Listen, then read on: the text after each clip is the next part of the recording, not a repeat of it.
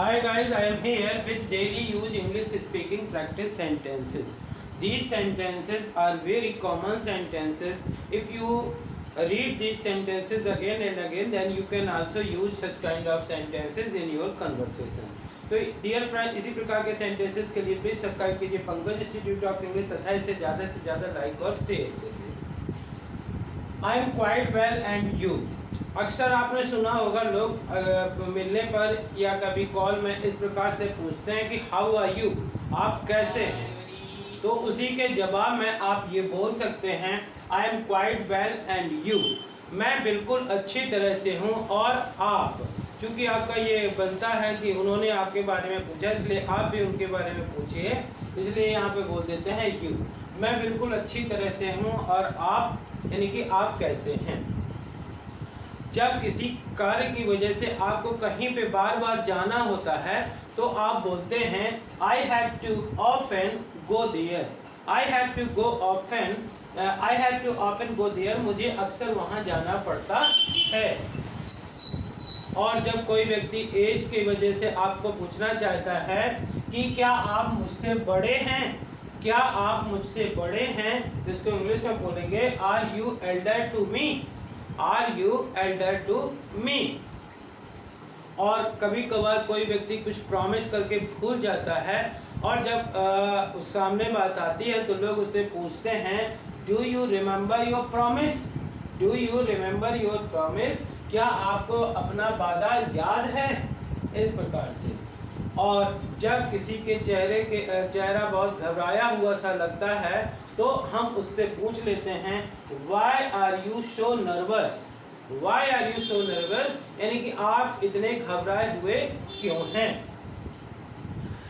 Everyone will support you. Dear friends, if you want to do something selflessly for others, then people will support you. यदि आप समाज के लिए, दूसरों के लिए कुछ करना चाहते हैं और लोग जान जाते हैं तो हर व्यक्ति आपका साथ देगा या सपोर्ट करेगा। Everyone support, everyone will support you. हर आदमी आपका समर्थन करेगा, साथ देगा। और जब कोई काम करने की लिमिट जो होती है, टाइम लिमिट होती है, वो पूरी हो जाती है और हम बताना चाहते हैं कि जल्दी करो, समय तो हो गया है, तो बोलते हैं hurry up time is over, hurry up time is over, जल्दी करो, समय पूरा हो गया है।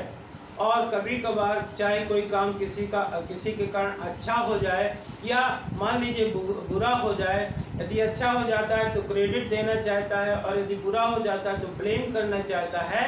दोनों ही परिस्थितियों में बोल सकते हैं this all is because of you, this all is because of you, यह सब आपकी वजह से है, यह सब आपके कारण है, यह सब आपकी वजह से है, this all is because of you.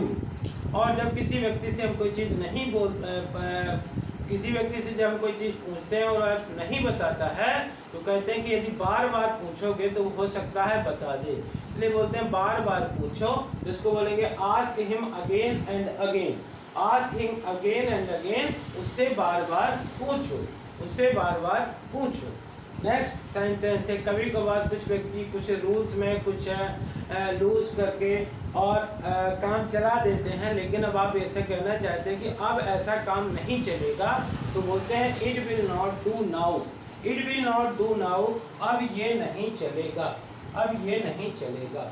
So dear friends, these are some sentences, these are very common sentences. Practice these sentences by reading, by writing or by listening and you will be able to speak these sentences fluently.